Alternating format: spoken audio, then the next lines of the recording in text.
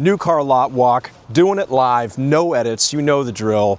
My name is Doug Horner with Benzes and Bow Ties. I'm the general sales manager at Mercedes-Benz of North Olmsted, and I love making car buying easy, proving to you that it can be fun, you can get a good deal without having to beg for it, and you can buy a car without ever going to the dealership, if you so desire. I also love Mercedes-Benz. I've been with this brand for 15 years, and I love teaching you about the brand, teaching you about the ins and outs of buying a car and what really goes on in a luxury car dealership. But let's talk about new Mercedes-Benz models. Let's take a look at what we have here at the store. And we are a very big dealership, and therefore we only have limited space here on the lot. But what do we have hanging out here at the store? Let's take a peek. So we've got a couple of S-Classes here, and these are 2026 models. The S-Class is our flagship sedan for anybody not super familiar with Mercedes-Benz land. Here we have a lovely diamond white, well, it's not diamond white anymore, it's moonlight white metallic, and this has got a red interior. Very beautiful. Love the red diamond stitch. Now, the new S-Class is coming for next year.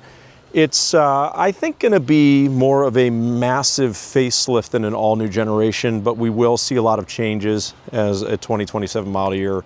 Lots of fun new stuff coming next year. But here's another moonlight white metallic with macchiato diamond stitched interior. And here's a nautical blue. Nautical blue, one of my favorite colors. The car buying public does not seem to feel the same way about blues as I do, but this has got the sienna brown interior, blue on brown. To me, one of the most classic combinations you can do. I absolutely love it. Let's see what we've got over here. We've got a couple of GLAs. So side by side, you have a GLA with the AMG line exterior, and then you have a GLA without it. So you can see the difference in the grills primarily, and also the front lower valences there. So you can see the lower diffuser is much more aggressive on one versus the other. These are both 2026 models, and I think it's fair to say that between the wheels and the grille and just the extra ground effects, that you get a much more aggressive look in the AMG line if you want to pay up for that. Here is the CLA. Now, this is a 2026 as well, but this is the outgoing model. So sometime by the end of this year or early next, we will have the all-new CLA, which is a very exciting car because it's going to debut MB.OS, which is the new Mercedes-Benz operating system. It's also going to be a totally new vehicle. It's going to debut the MMA platform, which is an all-new chassis and modular platform that's going to be very modifiable, and is going to really underpin the majority of what's to come in the Mercedes-Benz future. So very excited to see that car. It's going to be just chock full of tech, which is interesting because it's going to debut a lot of things in the entry-level car where normally you would see those things in the S-Class and then work their way down. So up front here, we've got a couple of C-Classes, and same thing here. You can see an AMG line C-Class right next to, well, I'm sorry, that's actually another AMG line C-Class, but right here is a non-AMG line C-Class. But here's an AMG line with the upgraded 19-inch wheels. Those are beautiful wheels, but they do come with performance tires versus the 18-inch wheel for the AMG package, which you can get with all seasons. And then this would be considered a luxury line C-Class, and there's another one next to it. So again, the grille is going to be the main differentiator.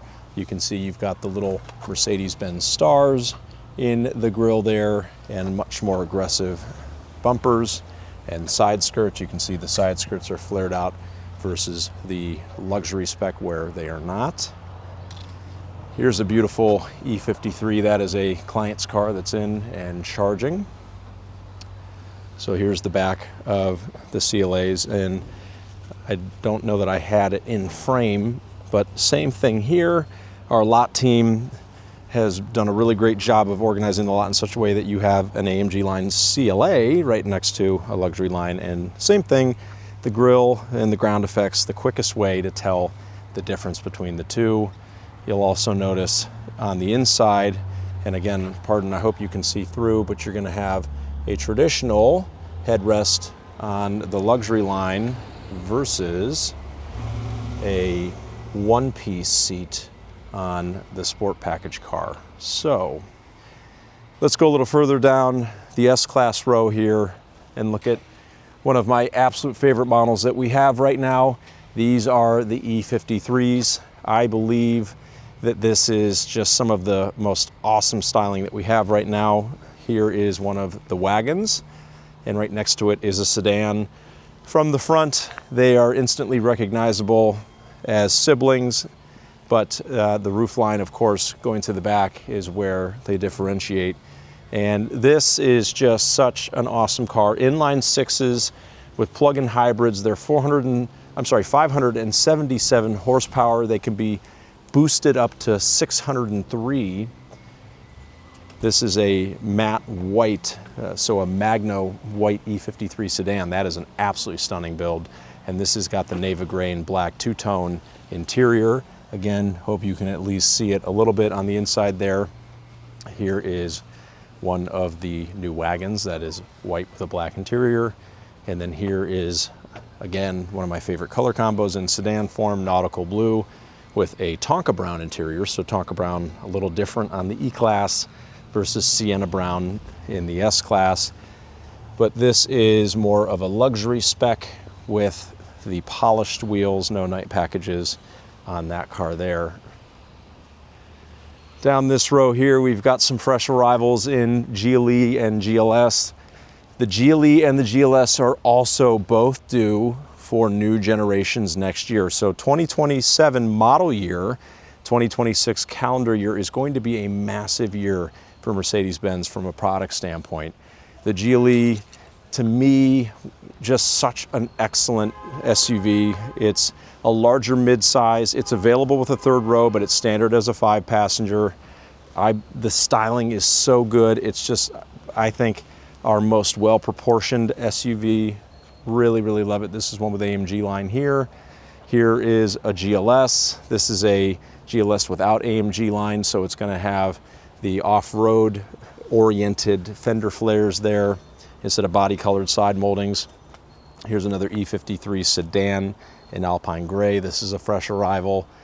If we keep going back, here's a fun one. This is a GLE 450 Coupe. This is a newer model in the last couple of years, and this gives you the coupe SUV body styling. Here's a look at the window here. It's a lot of car for 85 grand, but with more of a luxury spin than the GLE Coupe in AMG flavor that we've had for several years. And here is a GLE 450 that, peering through the rear window here, I can see has a third row. So there is an example of a GLE with the third row configuration. You don't see those very often. I'd say that maybe 10% of GLE production has a third row. It's not a lot, but if you do have needs for a third row from time to time, and you can live without much trunk space when you're using that third row, it's usable. Adults can sit back there in a pinch. Kids should be able to sit back there very comfortably. But let's continue down the line here. We have an E-Class here. This is Patagonia red, which this used to be Cardinal red on the E-Class. It is now Patagonia, a little bit more of a rich, dark red, whereas Cardinal, to me, you get a little bit of orange. Red E-Classes, you don't build a ton of them, but they tend to have a loyal following. Here is our Sonoran Brown E-Wagon, brown on brown, and then another E-Class here with the AMG line. This is one of my favorite cars right now on the lot. This is a Monza Gray Magno SL55. This is just such a stunning paint. It's like a bronzy gray, has a little bit of taupey brown in it. This has got polished wheels, the 21-inch Y cross spokes. You've got the brown interior. I believe I've shown you all this car before, but it's worth showing you again because it's such a pretty color. And then we have CLE 53s, probably my favorite car that we've got currently. I have done no shortage of videos on these, and we have really stockpiled them over the last year. We've got probably, I'd put our allocation of GLE 53s up against anybody in the nation. And this has just been such a red hot car for Mercedes-Benz. They absolutely nailed it with the wide body that it has versus the regular GLE. And they're very configurable. Here's one that's kind of Batmobile style, all blacked out. Here's one that has white with black, red interior, a lot of different vibes going on there. Absolutely love it. And then here's a GLE 300. So this would be the entry level or the base GLE. So this is what it would look like if you're not upgrading the engine. And this is a really fantastic all-wheel drive convertible for somebody that wants kind of a year-round daily driver type and be able to drop the top from time to time. And then we've got some more of our SUVs here. This is a GLS 580 with 22-inch wheels, so that's a performance tire there. You're going to typically see the GLS 580s with 22-inch wheels and above, and then a couple of GLS 450s here. A GLE 53, one of my absolute favorite green paints. This is a newer green paint, Ireland Mid Green Metallic. Just a really fun color. Very luxurious, but works well on sporty configurations. So there it is on a GLE 53 regular. Here it is on a GLS 580. Just a really pretty color. And then we'll go down the row here of some GLEs. A couple different colors. You've got white, you've got Cirrus Silver. Cirrus Silver is a fun color because it's a traditional silver with a little bit of a blue hint to it. It's just a very, like a periwinkle almost, but very, very subtle. Here's a really nice GLE 63S SUV in Alpine Gray with the silver cross-spoke wheels. That is a 2025, so fantastic opportunity there for somebody who's looking for a deal on a remaining 2025. And there are incentivized money factors on these, by the way, which is great. So AMGs don't always get incentivized money factors for leasing. Now this here is a GLC Coupe. The GLC Coupe, another one of our coupe roofline SUVs. So I get it, yes, coupes are typically vehicles that are low to the ground, but Mercedes-Benz, as you may remember, back in the early to mid 2000s, created the CLS, which at that time was the first four-door coupe. And really all that meant was that it was the profile of a coupe, but with four doors. BMW then followed some years later with the X6, which was the first coupe-esque SUV, and then Mercedes shortly thereafter with the GLE Coupe and the GLC Coupe. Here's a really nice GLC 63 right here in Alpine Gray with the Tonka Brown diamond stitched interior. These are absolute rocket ships. Love these cars.